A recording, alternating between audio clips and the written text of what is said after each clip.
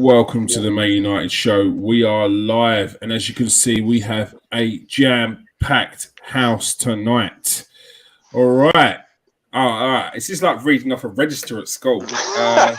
Dale, Lauren, Nathan, Garth, Natalie, Alex. Yeah. There we go. It's a great start to the show. Welcome back, Dale O'Donnell from Straight News. How you doing, Dale? Not seen you in a while. How you been? Yeah, I haven't been the best, to be honest, watching Manchester United, but look, that's I think with the way the season has been going since I last spoke to you, I'm not really surprised because we just haven't, like I said the last time, we've never got going, no consistency, consistently poor, I guess. But yeah, it's been a bumpy ride from start to finish. Yeah. Well, you've still got the end of the season, so it's going to get a little bit bumpier. Yeah, and then hopefully, for your sake, it's going to be smooth riding, smooth sailing from the rest of it. Yeah. We'll see. All right. So, Dal, since you was last on, Ten Hag has been confirmed as the new manager. What's your feelings on that? You must have known it was happening anyway. Yeah, it's not really news. I think probably the worst kept secret in football for the past 3 weeks, really, and as well as that, it's brought this kind of sense of anxiety to the supporters because they've been very impatient to get this announcement. We've known for some time that it's been over the line, and I think the Dutch Cup final might have delayed that a small bit. He wanted to get that out of the way. But now that it's done, we can be excited. We can look at some changes that are happening at the club. We see different scouts leaving. Opens up the door to change. And I think that's the kind of key word that we'd all like to use right now with Ten Hag coming in is change. It's what we want. We need to see the reset button being pressed in a number of departments, not just on the pitch, not just the team, all over the club. Because as Gary Neville alluded to not long ago, this club is broken. The fan base is broken. If you look at the number of fan groups that are connected to Manchester United, the problem is they can't all sit at the same table and agree at a way we can change things. It doesn't help that the club doesn't open up that dialogue and listen to fans. But we all need to change. Everything needs to change. When the season starts next year, I think every Manchester United fan needs to put any agenda they have with players aside and get behind this team because it's going to be a bumpy ride. It's not going to be plain sailing. Next season, we will not be in the title race. We'll be a team that will be competing to get into the top four again. But we have to bite the pill now and get behind this manager and hope that the club above, they sort their mess out. They sort their shit out, really, to be honest, put it bluntly. Do you see the fans having that patience? I think the fans, I think Manchester United fans are fantastic. I think if you look on social media, forget that because people hide behind keyboards and not anonymous pictures and stuff. But if you actually look at the last, say, 10 years and the managers that have come in after Ferguson, there's been some really bumpy rides. And the fans, the Old Trafford faithful, have remained behind their manager at all times, no matter who was in charge. David Moyes, they never showed disrespect to him. He was a man completely out of his depth. I don't think the fans need to be questioned. We've been extremely patient. And I think we know that it's not going to be turned around in one season. But what I will say is it can't take 5 years.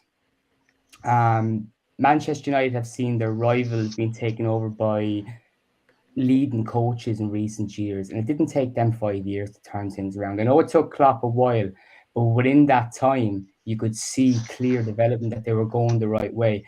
I think Eric Ten Hag, as well as that, needs a trophy. I know we all kind of want to get back to the days of competing for the Premier League and being a consistent side in the Champions League, but we're craving a trophy. It's been 5 years, and we need something to shout about. Yeah, no, you're right.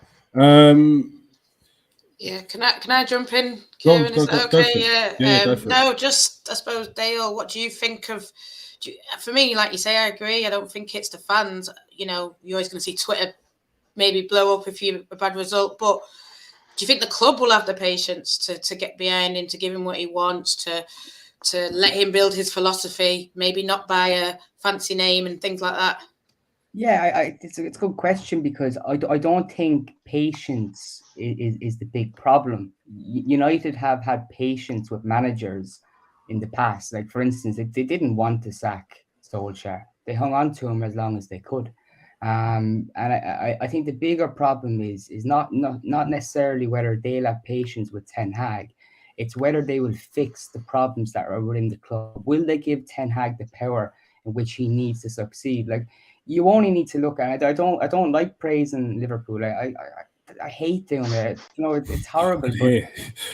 if you look at across at Anfield and you look at Jurgen Klopp, there's a clear feeling around there that he is the one in charge. We don't talk about John W. Henry so much anymore that Liverpool are winning, but there's a real sense, like he spoke the other night about the minutes applause for Ronaldo. And he kind of hinted that he kind of had an influence in that he kind of pushed that he wanted the club to have that image. I'm not saying Ten Hag will have that personality, but I am saying is with decisions moving forward, he has to be consulted in pretty much everything. We have to have the manager on side on pretty much everything, involved in matters. His decisions have to be final. He has to be the most important figure at Manchester United. And that comes from the dressing room too. Because you look at some members of the dressing room, Paul Pogba, I'm going to include in this, is that he thinks he is the biggest star at Manchester United. That's a massive, massive problem. The second the player comes to Manchester United, they have to realise that it's Ten Hag. You ask any Liverpool player, and I heard Jamie Carragher say it the other night, who would you rather get rid of, Virgil van Dijk or Jurgen Klopp? There's not a Liverpool player that would say they'd rather get rid of Klopp. They get rid of Van Dijk in the morning. And that's telling. That's one of their best players, a spine in their team. They would not get rid of him. And that goes back to Ferguson. We had that kind of mentality. People looked at Manchester United and thought, oh, Ferguson. Manchester United, people think of it, you see the Glazers, you think of terrible owners, they think of a stadium falling apart. So many problems, but I don't think it's so much patience. We're incredibly patient. We're great fans. We get behind the team, forget the Twitter lot. We really are good. And something actually I wanted to raise as well was listening to Gary Neville being I thought extremely, extremely critical the other night when we got hockeyed against Liverpool. And I understand a lot of it's emotional, but there's also a feeling that half of that team we can accept won't be there next season. But there's another half that will. And we're not going to sell every single player this summer. That's not going to happen. And I just feel that we need to be careful in some of our criticism of these players, because next season we'll be trying to get behind them, won't we? There's no real point jumping on the bandwagon and slagging off every player because they're going through a bad run of form. We have to get behind them. And I think Gary Neville, as a player, I don't think he would have appreciated such comments leveled at him, to be honest. Do you see Ten Hag coming in and trying to train these players back into form, or do you see him sort of, because he hasn't got long to make his decisions on these players once he does come in? I think Ten Hag will know from quickly looking at these players if they can do what he wants. He's obviously going to know from watching them this season that there's going to be teething problems. He's going to get the opportunity to bring in players.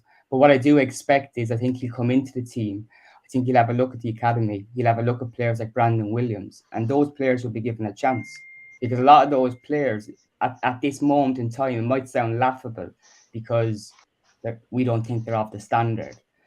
But what Ten Hag can try and do is see if these players will play for him. And that's something that this bunch of Man United players have not done for managers. They don't play for the manager. Brandon Williams, the likes of him, James Garner, I think will be coming in next season and will look that it's either now or never at this club. And it's a good time because they'll be coached under a manager that's a renowned coach. I look at players like Marcus Rashford, and I really hope that Ten Hag will wrap himself around him and get the best out of him. I know he looks shocking at the moment. There's no excuse in his performances, but I think he's been really badly coached. I don't think he's been nurtured into the player that he could become.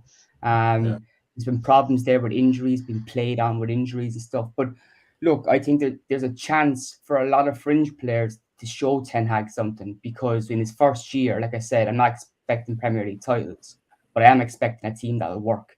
That has to be the bare minimum for this United team. It's been all season, they have not worked. And another thing is when we go into big games, whether it's City, whether it's Liverpool, Paul Scholes said it this season before the match that if we played in a similar way against this team, we're going to get hockeyed. Ragnick warned his players after Norwich, if they play a similar way, Liverpool will destroy them. So even when these players get these warnings, they're still putting in those performances. Still time and time again. And then Hannibal comes off the bench, puts in a tackle, and we're all shouting because that's how bad it is. Hannibal, credit to him, because I was feeling on the pitch when I used to play football and I wasn't that good. But if someone was taking the piss out of me on the pitch, I'm tackling him. I'm going through him like a train. I just don't. I don't. There's not even the thought of stick to be woken up. But Ten Hag is a big job. I am excited about a few players getting a chance. Players that I expect will actually. Who do you expect from? Or not expect. Who do you see from maybe the youth team or the team, the first team that's not really getting an opportunity? Who do you think might take Ten Hag's eye? I think everyone, taking his eye, I think James Garner has to be in with a chance of doing that, given his performance this season. And people can say, oh, it's the championship. I don't care. He's shown this season that no matter who he comes up against in the FA Cup, that he can raise his game and stand out. Actual player with a bit of bite about him. But he needed the loan, though, didn't he? He didn't need the loan, to get first team experience, absolutely. But I think Ten Hag will also not be afraid to go into the academy. And it'll be interesting to see who he spots. If you talk to people that watch a lot of academy football a few years ago, when Jose Mourinho was manager, and he said Scott McTominay coming into the first team, people would have said, "What are you on about?" Because he wasn't really shown at that level that he was, destroying teams and ready for the first team. But there was something about him, and Ten Hag could come in the summer, have a look at the academy, and say, "Oh, that kid has something," and we're not really talking about him at the moment. So I'm really excited about that. It's too early to say who it will be. I think he'll look at some players maybe at Ajax. I think he'd be stupid not to, because he's going to need to get players that will buy into his system. I'm not saying go out and do what Van Gaal did and sign some Dutch duds. But I am saying maybe one or two that understand his way and would be a very helpful, beneficial presence around the dressing room. One player we spoke about recently on the show that just doesn't seem like he's going to suit the Ten Hag style is David De Gea. It looks like it could potentially be the end of the road for him. But how do you get a player with such big wages, which is going to be a relatively moderate transfer fee? How do you get him off the books? Yeah, that's a tough one. That's a tough one, because I've been watching lots of Ajax in the last 2 to 3 months since the Ten Hag name has been thrown up for the United job, and it's very clear in the way he plays that De Gea is going to have problems. And as much as I love De Gea and his serve was great down the years, I'm looking at this situation as a bit similar to when Guardiola came to City, and it took him maybe half the season to really push out Joe Hart. And we're talking about it now, but what I predict to happen is that De Gea will be kept, and it'll be a decision that, oh yeah, we should have made that a year ago. But as you mentioned with his contract, it will not be easy to get De Gea out the door. He's currently, I think, the highest paid goalkeeper in the world, which when you look at the likes of Alisson and their influence, and Ederson, their influence on their teams, it makes you scratch your head a little bit. And I think I agree, Manchester United need to kind of look at this modern version of the game, which Ten Hag buys into, that the goalkeeper is actually the 11th outfield player. And in order to do that, I can't see De Gea starting. And look, I'm not taking anything away from him. This is a player that could win our Player of the Year this season. He's saved us so many times. But is this Ten Hag appointment a sign that Manchester United are going to get with the times, or is it another wishy-washy PR stunt, and the club aren't going to properly back him? I don't know. It remains to be seen. Yes, it's a big ask. So do you see Henderson getting a chance, or do you think he's going to go with one of his own players? Well, Henderson, we ran the story not long ago. and I think it's been backed up by a number of outlets. The Henderson is looking to leave Manchester United in the summer. The club aren't against selling him. I think they'll put a big fee on his name because they'll try and keep him. But it's interesting that Ten Hag wanted him in January at Ajax, and there could be an opportunity for maybe Ten Hag to have a chat with him and to see if he can work around him. But if you look at the two goalkeepers, I would think that the Henderson suits Ten Hag's style more than De Gea. I'm not saying that Henderson's the answer. I think when he had his chances, he didn't really prove himself as the definite answer for Manchester United. But style of goalkeepers, he will come off his line. He's a lot better with his distribution. So I think that one there's a chance he could stay, although his camp right now are suggesting that he will be leaving.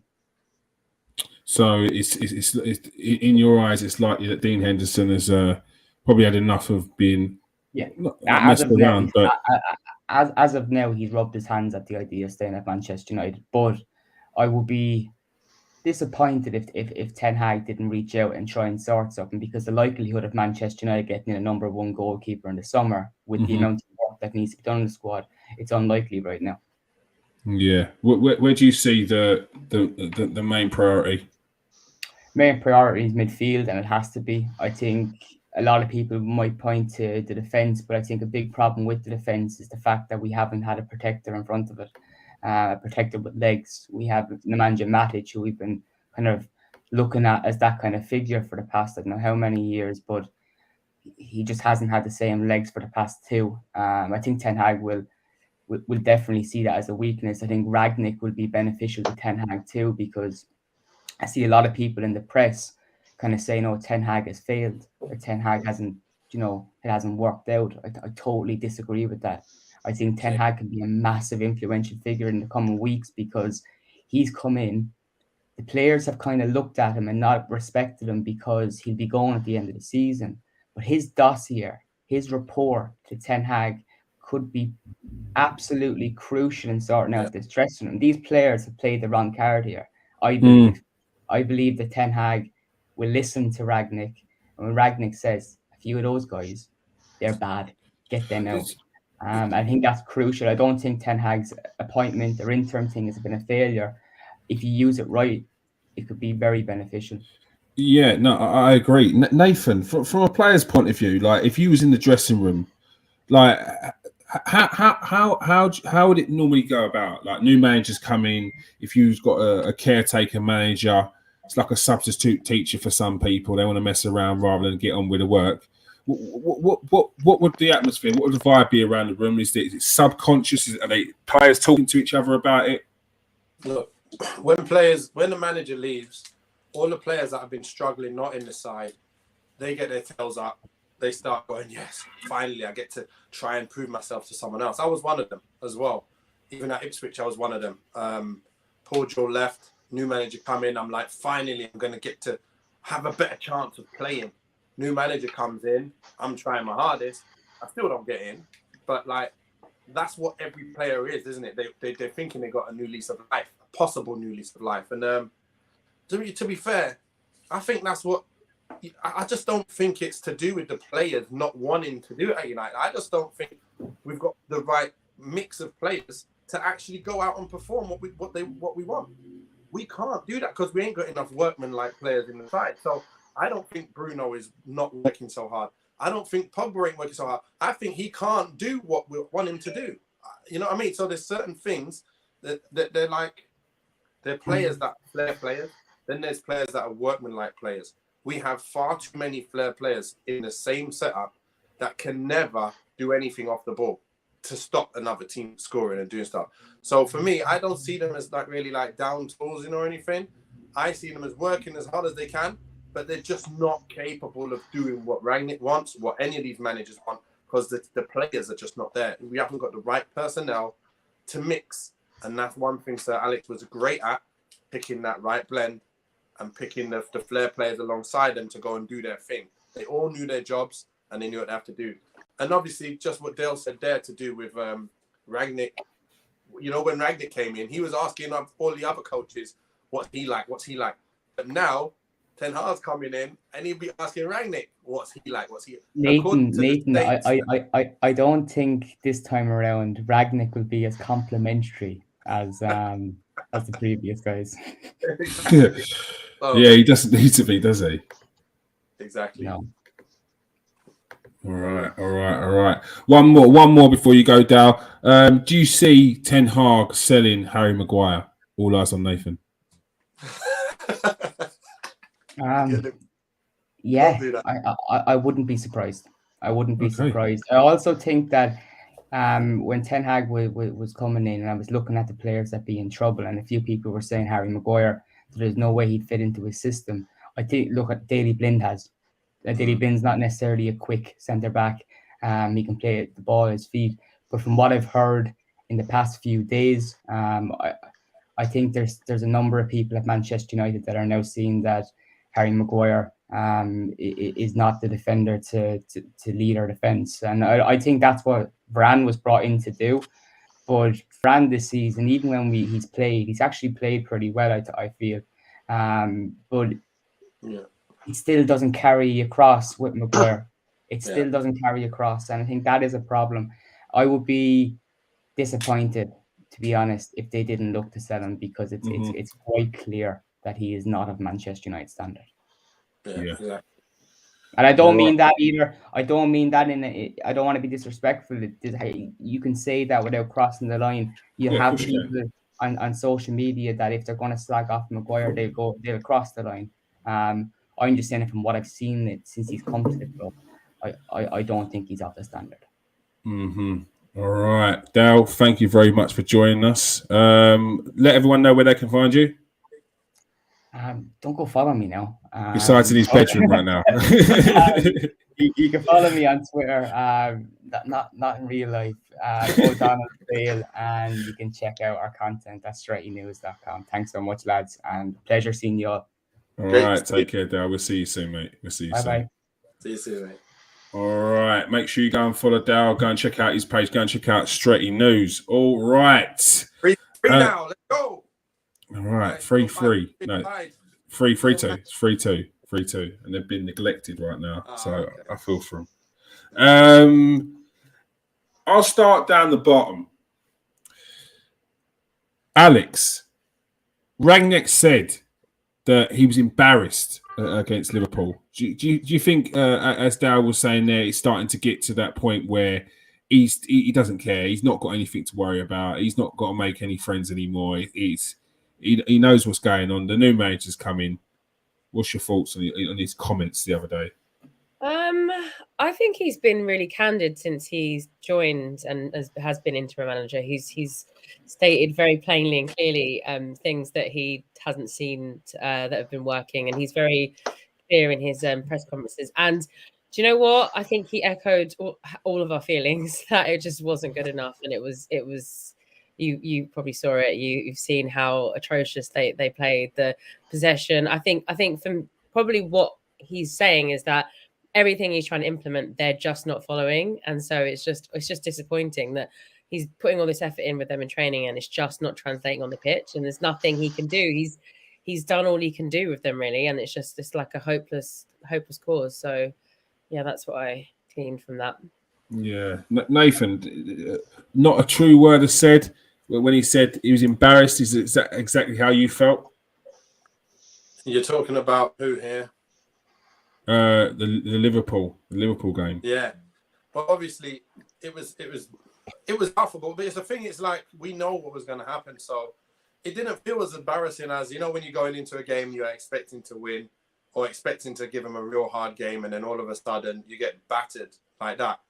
Like that game, we knew we had the door wide open with the keys in it, and go, listen, just come in. There's the front door, not even the back door.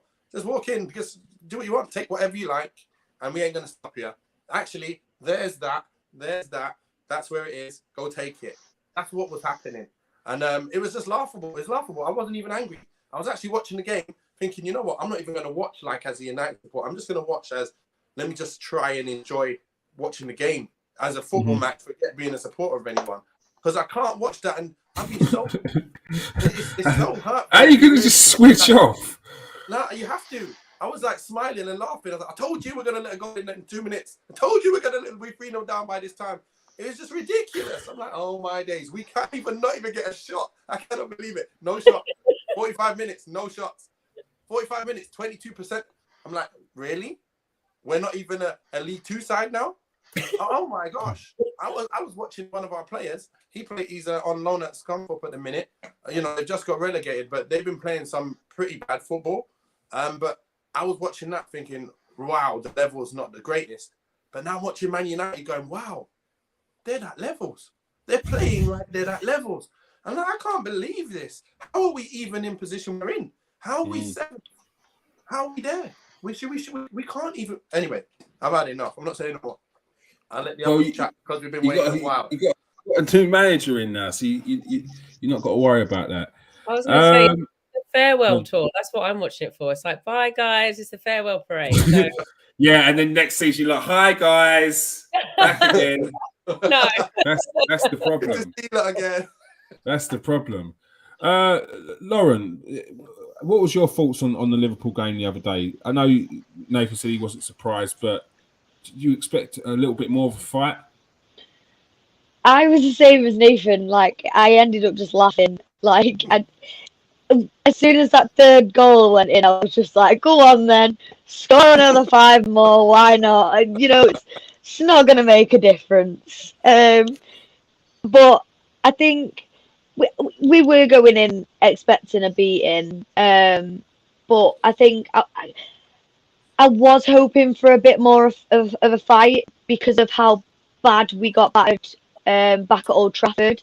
I was hoping those players were going to try and get a little bit of redemption. Maybe not win. I mean, yeah, we didn't lose as bad. That's the positive out of it. But I was hoping they'd look for something that'd give us a little bit of hope. But we didn't even have that. But no.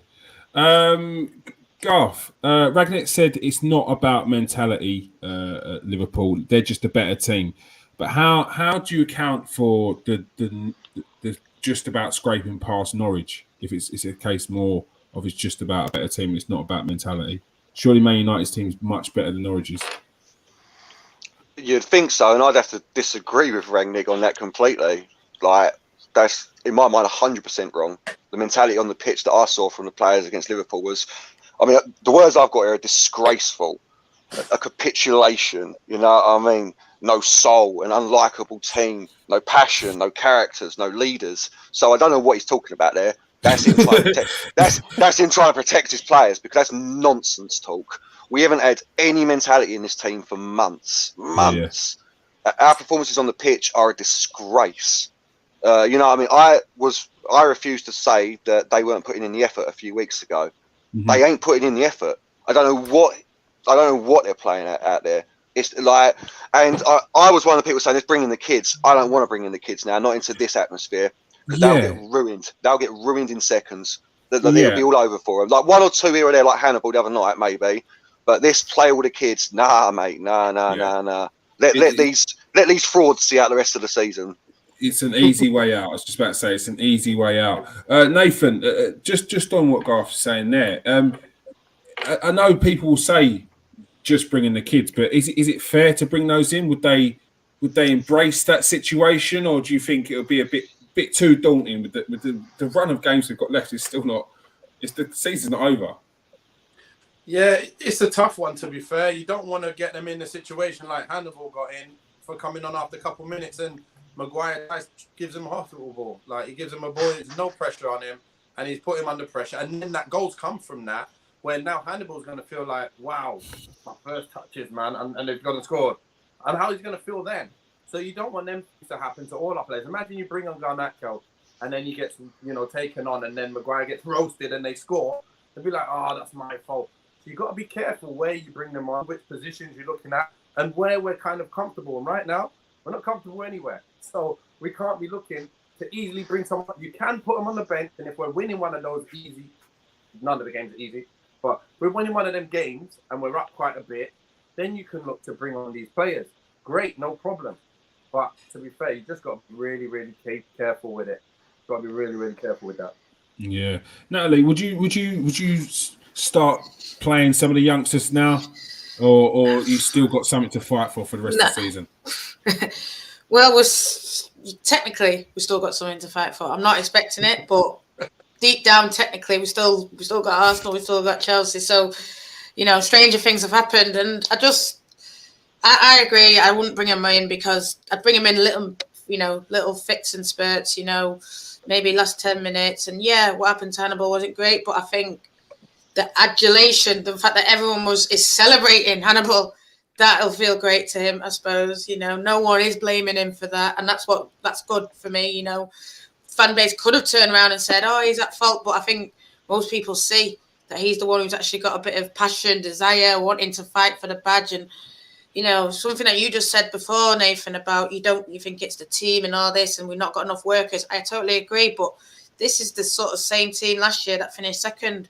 So in a way, levels have dropped off.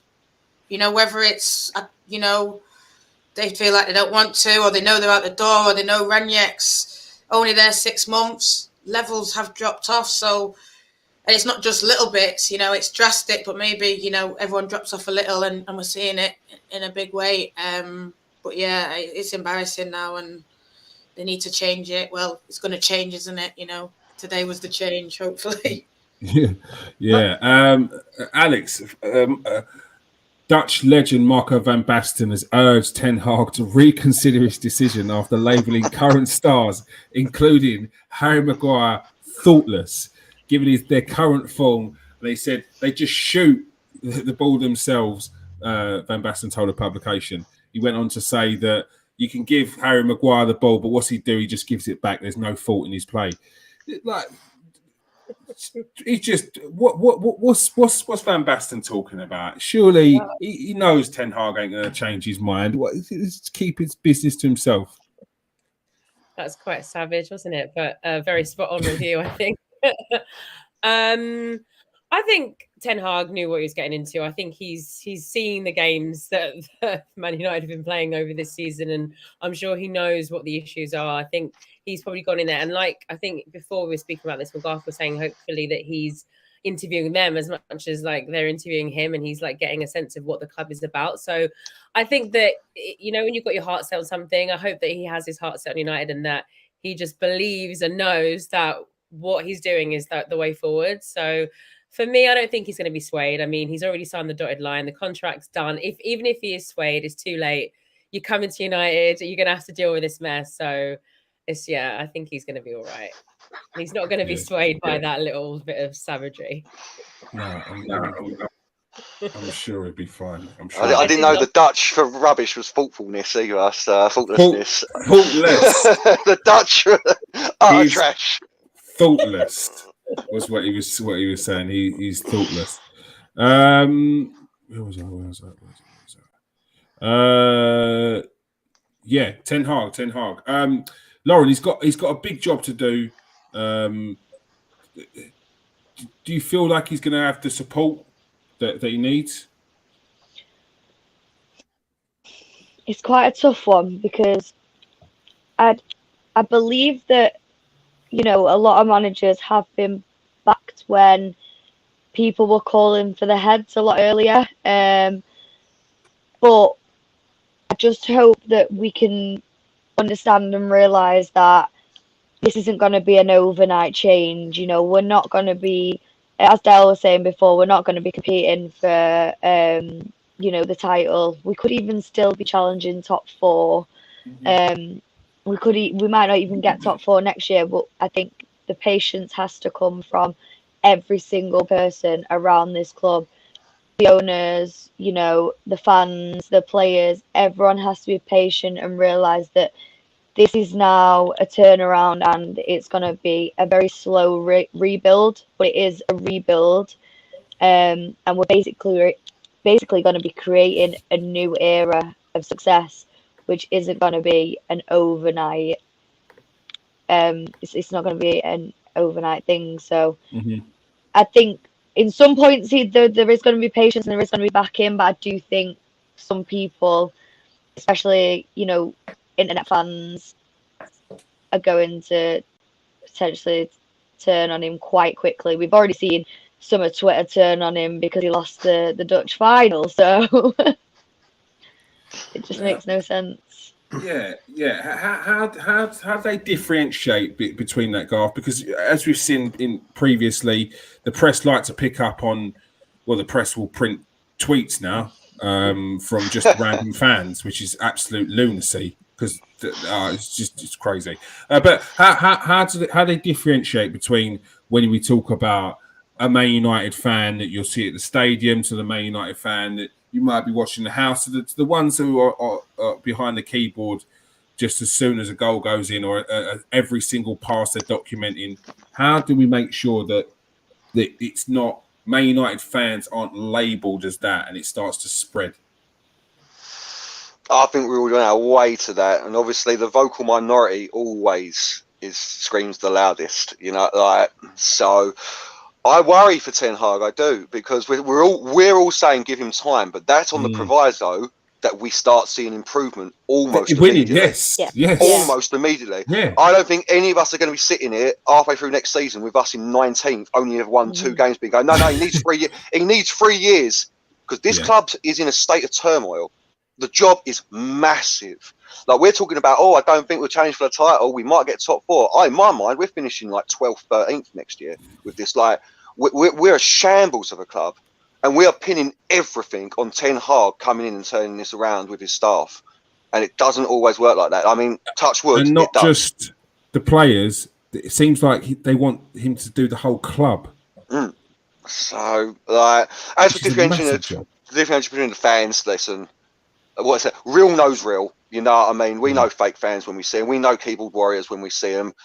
We just got to hope, like you say, that the newspapers don't keep picking up the fake fans. That's the wrong way to put it. The vocal minority who's upset about everything, because we're a divided fan base at the moment and everyone's angry, everyone's upset, and some people are more vociferous with it than others. So it's tough. It's very tough here, man. I don't know. Very, very tough. Yeah. Nathan, surely this has got to be down to leaders in the dressing room to make sure that they're delivering the right message to the players, to make sure that they're all on board. How does it work? Well, you know what? I've been thinking about a few things just now. 2 things came to mind.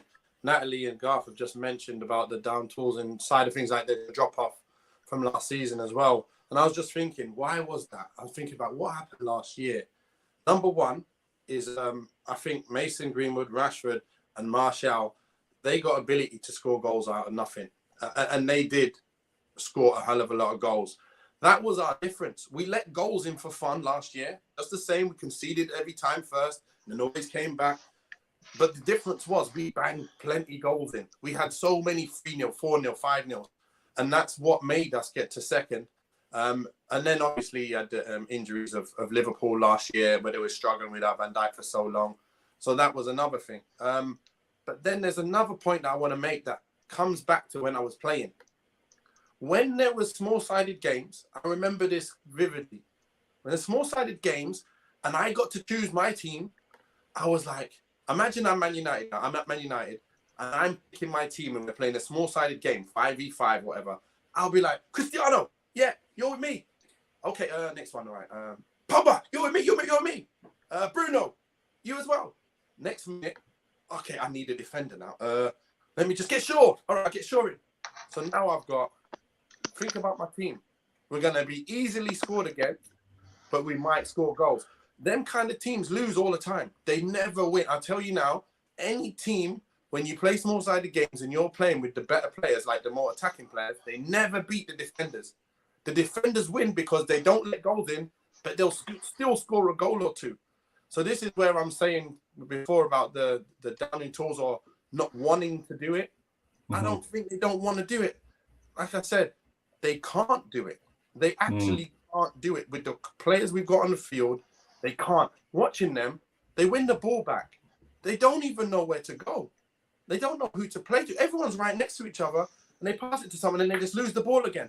They don't have no idea. One thing is surprising, though. I've got to say, even when you're playing off the cuff, you go to a tournament, you know how to play football off the cuff. Like, how comes we can't play off the cuff no more? That's what I don't understand. That's the main side of it where I'm like, wow, Liverpool got a hold on us like this. Like we don't even know how to kick the ball anymore. That's what hurt. But anyway, I don't know if I answered the question, but they were the two things on my mind that I didn't. Yeah, so that question you got, we're going to put that over here. Yeah, I'm going to tell you some shit. Yeah. No, got a lot of time for that, Nathan. It's insightful. It's all good. It's all good. You're educating us, mate. You're educating us. Alex, Nemanja Matic, he's going at the end of the season. It was announced the other day. He announced it himself. And Ralf Rangnick says that it's implied that it was his decision to go. Is this just he feels like it's the end of his time here? New manager coming in. There's no point in going again. He knows it's the end of the road. Or do you think he should have just rode it out for another season? Did you say Rangnick implied that it was Rangnick's decision, or it was Matic? No, Rangnick implied that it was Matic's decision. Oh, okay, yeah, because that's what I thought it was. I just think he's just probably had enough. I mean, he doesn't really get regular game time. He's kind of like, yeah, we'll bring you on because we've got no other choice at the moment. And also, when I watched the game against Liverpool, literally they did a close-up on him about 18 minutes. I remember it vividly. And he was sweating. He was out of breath. So I think he's like, you know what? If this is what it's going to be like under this Erik ten Hag guy, drop me out because I'm not signing up for this. So he wants Italian league.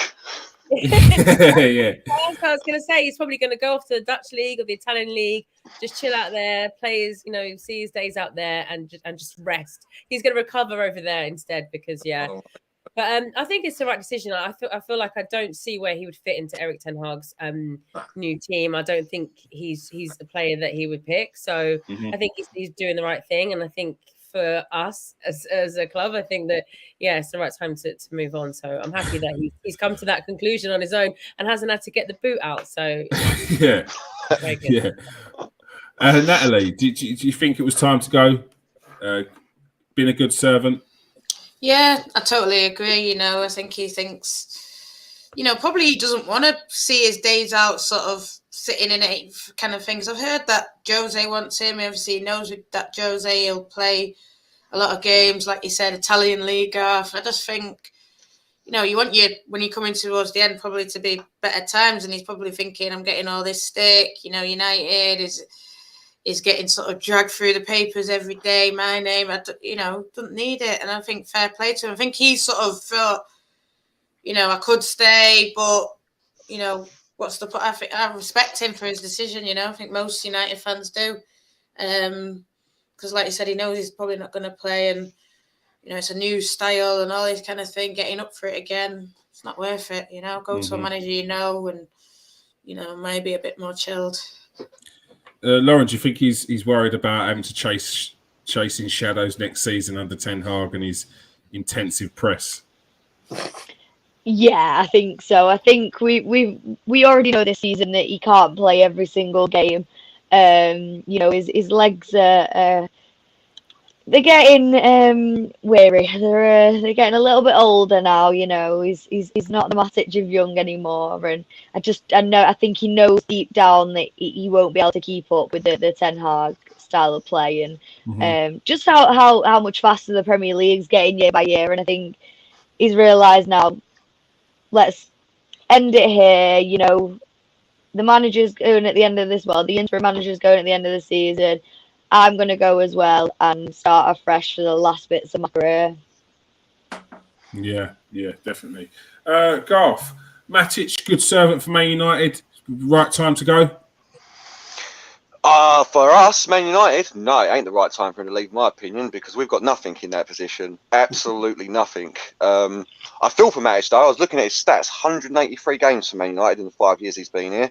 Like, good servant to our club. Never won a trophy because he didn't play in the League Cup final, didn't play in the FA Cup final, didn't play in the Europa Cup final, the Europa League final. I don't know. I saw that on Twitter, so I haven't double-checked that one, but it sounds about right in my mind. It does sound about right in my mind. So, yeah, look. For him, definitely the right time. But for us, I don't think it is at all because we've got nothing there. We haven't got another DM in the team. We literally don't have and we're desperate for one. So now we need two.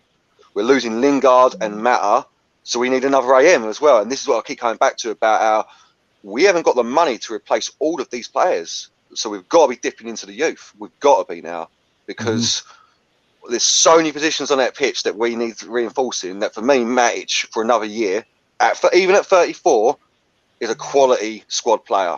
But I understand from his perspective all day. Like Natalie's saying, go off to Roma with Mourinho, have a great couple of years out there, last couple, you know what I mean? Like, because it's in Italy. He'll be going to his 40. Yeah, you know what I mean? Yeah, like a bit of sunshine as well, you know what I mean? There's just a better atmosphere. There's no toxicity around. Well, Mourinho's, but still, you know what I mean? The fans ain't all over you. Like, yeah, I can see why you don't want to stay. 100%, would you? In this shambles of a club at the moment? But no, for me personally, I would have liked to see him stay for a year. I really would. Yeah, no, you're right. He's not won a trophy at Man United. He got a runners-up medal in the Europa League. And yeah, it's actually quite surprising that he's not won a medal at Man United since he's been there. Nathan, good time to go for Matic, or would you have kept him for that final year? To be fair, it's funny because I remember a couple of years ago saying he's on his last legs and it's time for him to go. So, and then like he somehow got a resurgence during that COVID time. I think it was during COVID last year. He just come back fitter. I think he was injured for a while. He come back and he was like fitter and moving a bit better than he was before. I was like, oh, okay, you have got a few more legs in here. You put a few more batteries in, so that's fine. But look, I know we just need to be careful to not have no players. Like right now, you know, when we look at it and we want some changes and we're like, oh, there's no option. Actually, there's no options to change, to even try something new. So it's exactly what Garth is saying. Like, I know what he means now. At first, when he said it, I was like, huh? You want to keep him? But then I thought, wait a minute, you're right. If we get one in and then that player gets injured, we ain't got no one else. So we kind of have to, it would be good. But I think it would be probably even better for me to see a young midfielder, defensive midfielder come in around whoever the new players are as well. I don't think we're going to be going backwards too much. I do think we have a base with certain players, a couple players here and there. I think Varane and Shaw, for now, them two will be okay. And then if we got another centre mid defender, then you've got 3 of the 4. And then you obviously want to be upgrading the right side. And then you want that defensive midfielder. So if that happens, I think we'll have a lot of the base that we need. And like we know what Rashford is capable of. So if he can get him back to his best, and then you got Sancho, now you got both sides, and then you got a defense and a midfield. So then you can afford to bring youth players in and around that. So I don't know if Matic needs to stay. If obviously Ten Hag is thinking like I am, or if I'm thinking like he is, however it looks. Yeah, we need that to happen. We need him to start looking into that youth and going, who can actually do that job? I don't care if he's known or unknown. He's going to come in my side, and I'm going to give him the opportunity to play. Van der Beek, he's coming back. He's a player under me. Let's see if he gets to play. If he doesn't play now, I want him out. but what's he done at Everton? Nothing. But my point is, he's under his own manager that played him. So if his own manager can't play him in the Prem, he's got to go. And we definitely know he ain't good enough. But if he plays under his own manager, that's the best chance he's got to show us what he's really made of. Now everyone will be able to see whether he should be here or shouldn't be here. Simple. I mean, the pressure's on Donny now. Like he's got his old manager. Like the manager made him captain. Pressure, got ability. Thing is, when you go to a team, you just I'm the man. I can play. I can do the job. Bang. You've not got pressure when you're good. When you ain't good, you get under pressure and you're struggling. Yeah, but I go back to the fact that he's now on loan at Everton and no one's seen anything that we thought we would have expected to see of him since he's gone there. Remember, Ten Hag plays him attacking midfield centre as well, not centre midfielder. Like when he was at Ajax, he was high AM. Yeah, but they're putting him 4-4-2, aren't they? They put him in the central midfield in the 2. So I'm not sure he would have ever been able to do that. So he ain't got that kind of legs to run around like a Kante. So I wouldn't have expected him to do that, to be fair. And Everton's struggling as it is. So I'd like to see him in a free and see what he can do with Ten Hag, his old manager. Let's see if he can actually reproduce what he was doing at Ajax, when everyone thought he was a good player. All right. We got. I'll get to your questions there, Red Line. Don't worry, I'll ask that. But last thing here. Ten Hag has been appointed as new manager at Man United. dropped to 6th in the league after the defeat against Liverpool. In the press conference, Rangnick said there will be 6, 7, 8, maybe 10 new players joining the club. Yeah, we'll see. Like, Alex, can you really have 10 players join the club? Well, I heard that he's getting 200 mil. I mean, I read it somewhere. And I mean, he could do a lot with that money.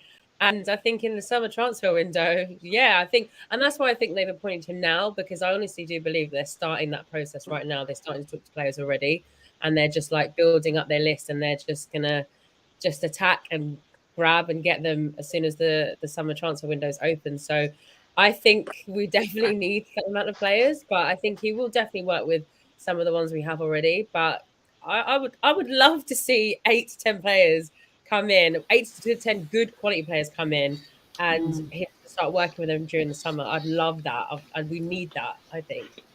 Don't let Nathan have the transfer budget, because it will just give Eric Bailly a new 10-year contract, mate.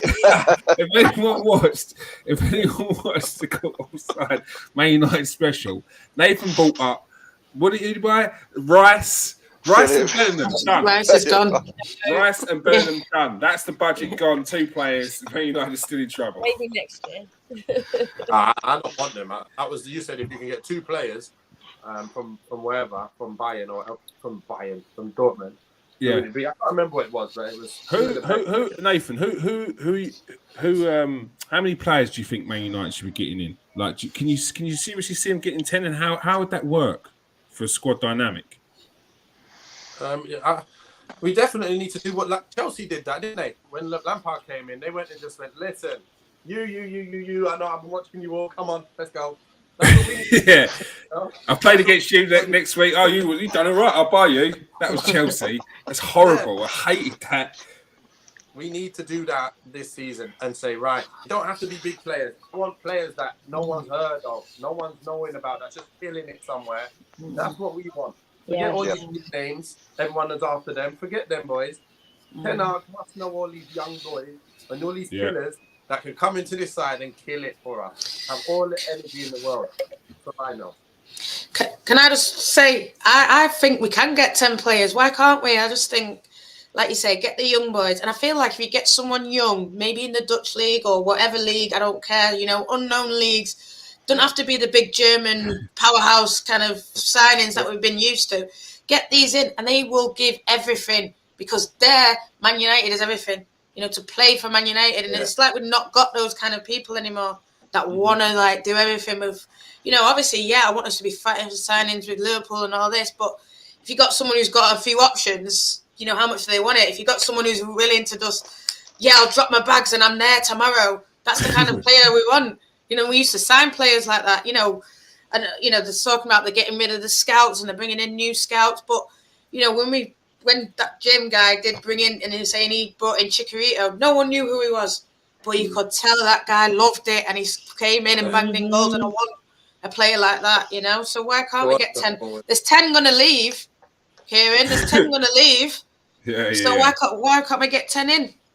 Fair point. Lauren, can you see 10 players coming in? How many ideally would you like to see come in?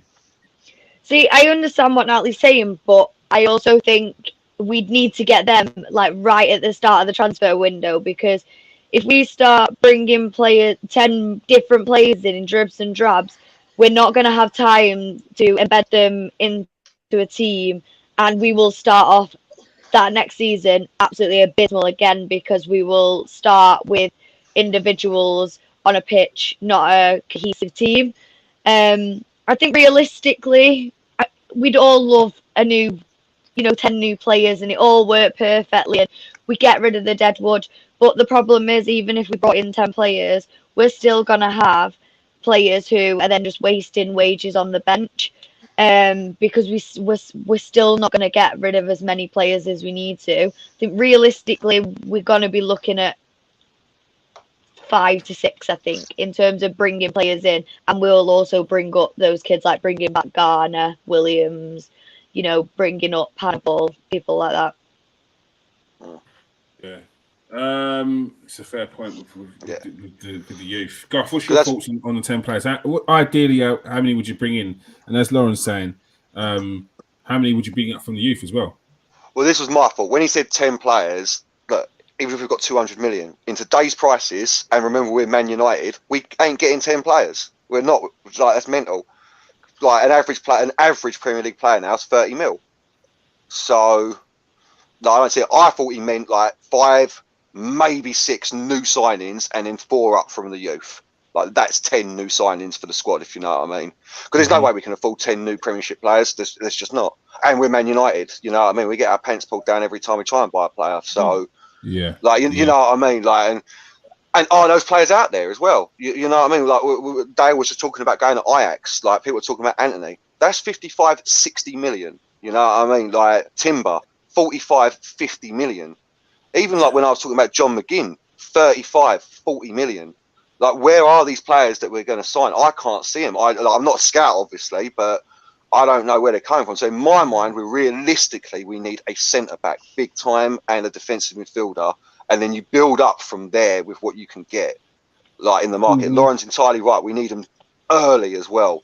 Because otherwise, I've seen this happen many, like, Dave was saying about Chelsea. Yeah, and Lampard got sacked. Like, you can't just throw all these players into a team. Like, in my mind, you can't. It just doesn't work. And he did better. He did better when he couldn't bring in players. Yeah, which wasn't a surprise, and he had to promote within. I was going to say there are a few players going free, though, aren't there? Free transfers as well. So there's that to take into consideration. Yeah, but have we already missed out? Have we already not missed out on most of them already? You know what I mean? No. Like who though? Like Rudiger. There's a long list. There's a long list. Yeah, but what players that Man United did Mbappe? These players aren't Man United aren't even making Champions League. Like, you talk like something. Rudiger wants Champions League football. He ain't going Man United. No, yeah. Like, unless we pay him mercenary wages, and we've got too many of them in the team at the moment. Like, that's what I'm saying. There's loads of free transfers out there, but who? Frank Kessie, he ain't coming, and we need He's that. Going to Barcelona. Yeah, but exactly. Remember, every team has only 11 players and a bench, so there's obviously more players than that. So I'm sure that people available that go, you know what, United is a good team to go to, and they're still good enough to come to us. I think that's what we need to. The free transfer list is actually ridiculous. It's ridiculous this year, and there's some serious players on there who you'd be surprised that are on there. You said about centre backs, Garth. This just kind of caveats onto my point here. The question here: can I ask the panel who in a year's time would be your dream centre back partnership? I'll start with you, Nathan. And look, you can have a Man United player that's there, and you can buy one. And you can't clone Bally. You can't clone Bally and have 2 Ballys. Don't say you're going to buy Van Dijk. I'm not buying Varane right now. Simple as that. I'm playing. You're not buying anyone. No, I'll buy a defender because obviously Bailly's likely to get injured. But if he's not injured, it would have been buying Varane all day this year, every single game that he's fit. That's what I would have done, and we'd been fine. But we're not fine because we're playing other boys. But I can't even think of anyone else right now. You know, you got the Pau Torres, who's done well. He's looking all right. But then even Tuanzebe would have probably done better with Varane this year. I don't know why we just let all these players go on loan. And actually, they're better off here. You know, some of them now that they've gone, they'd have been better off here. But I can't think of anyone right now. I'll let you guys say what you're saying, and then I'll try and agree or disagree with you. But Bailly's my guy. I'll go to Lauren next. Who's your centre back partnership? And you can buy someone as well if you want. Well, for me, the players we've got, I think our centre back pairing is Varane and Lindelof. But I can't really say I know, to be honest, because I don't know. Can I buy 2? Like I don't think any of our players work in that centre back pairing, to be honest. Mm-hmm. So then bringing anyone in, they're gonna have to work, you know, twice as hard to keep up with that second centre back who isn't playing as well. Maybe I'm being too harsh, but I'm not seeing Champions League Varane that we signed. Maguire's obviously the shell of a man. Lindelof is not the strongest player. He'd be better as a CDM if he was anywhere. Bailly injury prone. So I just think even if we were to bring one other centre back in, all our problems aren't gone away. All right, you've ruined that game. Natalie?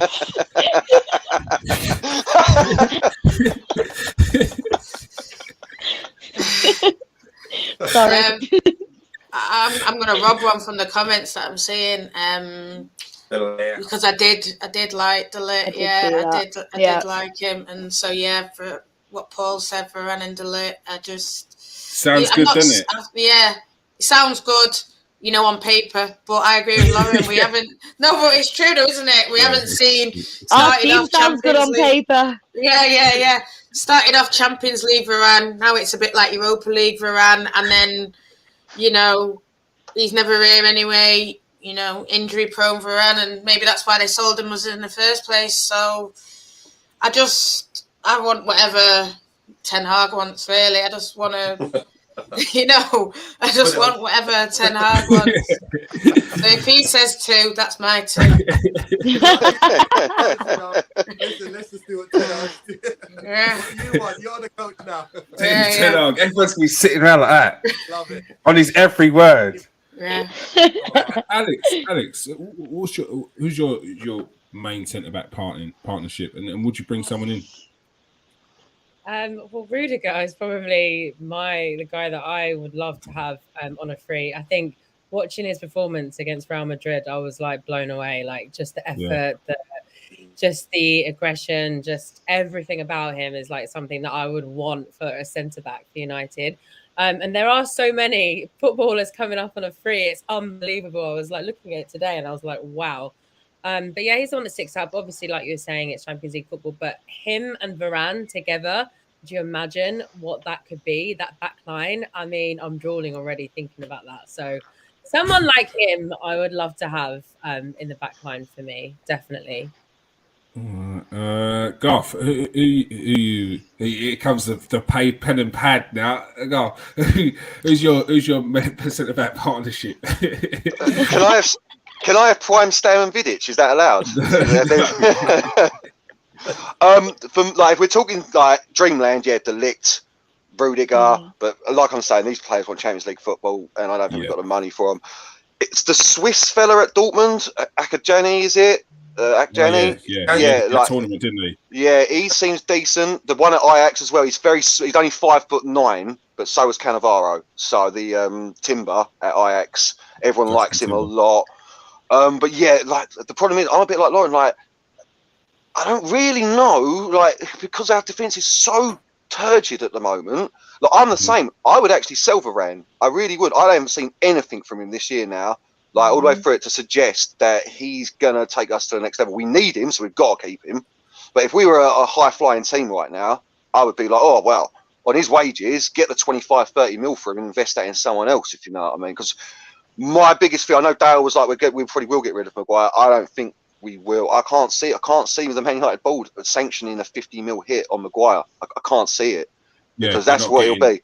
You're not getting anywhere near 80 mil for him. And the thing is, especially with all the memes, all this, all that, all the news, every time he makes a mistake, it's big news now. It's every video that comes out, it's like his price tag goes down. Yeah. So it's just making it worse. It's just compounding it. I can't see us getting rid of him. So I presume at the start of next season, our centre, because I think our centre partnership will probably be Varane and Maguire still. Interesting. I'll quickly go through the comments section, see what they're saying. Paul says Donny straight into the Man United midfield. Do you agree? I think so. With the team we got, there ain't no other midfielder to go in. So who's going to take it? Who's going to go in front of Donny then? Someone let me know who's getting in front of Donny when we ain't got no midfield. Bruno. Yeah, because he'll play in AM and it's Bruno's position. Yeah, not in the attacking mid. I think he'll go in the central mid side. He's played at all three of them positions, hasn't he? So I think he'll go in there. I definitely think he'll get in because obviously I sent a thing in the group chat earlier about what Eric Ten Hag's comments about it being a mortal sin that he didn't get any playing time. So I reckon that is telling in itself that he's going to be getting game time, like come the new season. I'm going to put my neck on the line here. I'm going to tell you, next season he'll be playing more often than not, and you lot will see. I'm telling you, it'll change your mind. Change your mind. Telling you, because we'll have a defensive midfielder who's good. Is this recorded? Make sure you cut this. We'll have a defensive midfielder that comes in that's very, very good, and then he will complement that player. And then we'll have Bruno. Won't be Pogba, obviously. We'll have Bruno in that hole ahead. So then we'll have the proper repositions, and hopefully we'll have a defense that's good enough, an attack that's good enough that will make all the difference. I think it'll make a big difference. We'll see. Yet to be seen, but I can see something in it. We will see. We will see. Rabbit said we need a whole squad. Ten Hag can't rattle too many cages. It's true. He's got to find that right balance. Better rattle every single one of them. Nothing will change until that virus across the pond sells the club. Can I just come back to Van der Beek, though? We've all been saying that Ten Hag will be listening to Rangnick. Rangnick shipped Van der Beek out. Doesn't matter. It's his own player. He's already played. Yeah, I know. I'm just saying. I do wonder if we'll see much of him. I really do.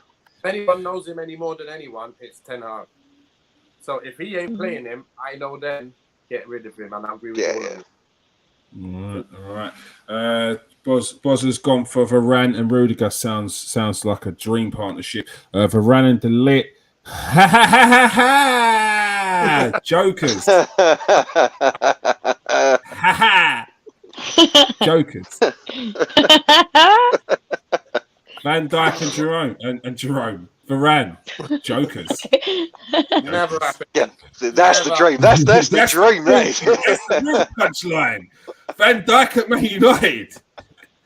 Never. He means Dick Van Dijk, obviously. He means Dick Van Dijk. Brilliant. That's the punchline. Maguire will come good. We will see. Oh, there we go. That's a good shout. Would love Frankie de Jong at Man United. I mean, if I was any club, I would be sort of seeing testing the Barcelona's resolve, because they've not got much money. They like to pretend they have. Spotify is just a mask for it's.